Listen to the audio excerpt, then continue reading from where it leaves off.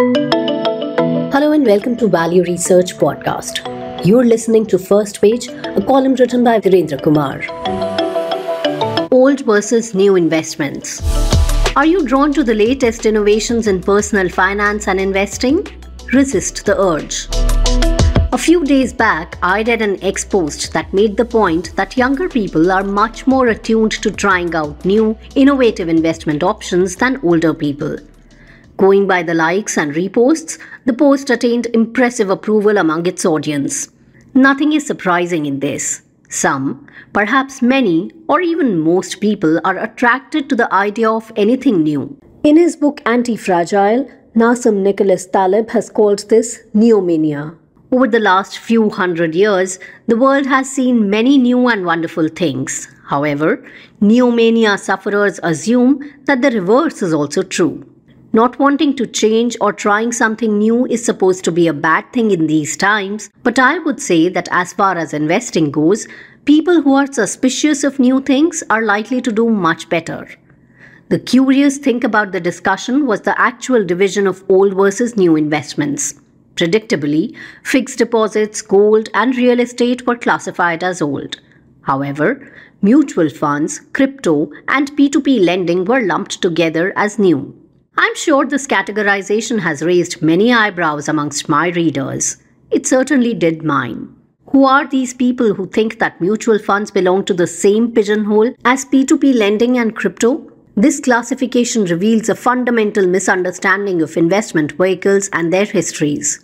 Mutual funds, which have been around for nearly a century, are far from new in the world of finance.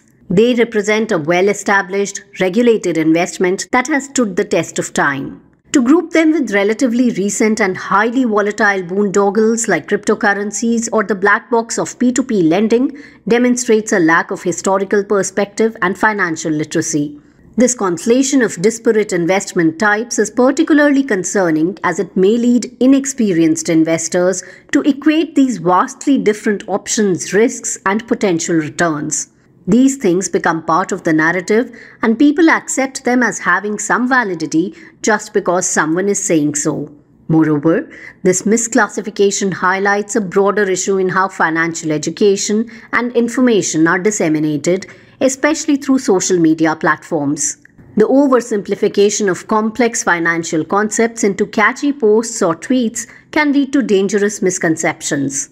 At this point, I think most serious people have given up on finding useful guidance on a complex issue on social media. The classification of mutual funds in this old versus new debate is a matter of such complexity. Mutual funds are a universe unto themselves, and an old versus new dichotomy exists within that. I would classify diversified equity funds as old as most debt funds. These are types of funds that have been around for a long time and serve well-defined investor needs. Constructing a portfolio for any goal using such funds is possible. The new types are the plethora of sectoral and thematic funds launched in huge numbers in the last few years. These have nothing to do with investor needs and are designed to serve the business needs of fund companies. Do note that I am not saying old or new funds. Instead, I'm saying old or new fund types. Many new funds are the old type and quite suitable for investors. The important thing is that this allure of new and innovative investment options should not overshadow the importance of understanding basic investment principles, risk assessment, and the value of diversification. Many years ago, while reading a history of scientific research, I came across a most interesting idea. Great researchers are distinguished by a relentless drive to prove themselves wrong. This may initially sound counterintuitive, but bear with me for a moment. The way it works is that you have an idea, form a hypothesis, and then try very hard and very seriously to prove yourself wrong. If you can make this attempt with all honesty and humility, then you are a good researcher. If you think about it, you'll realize this is just as true of investors.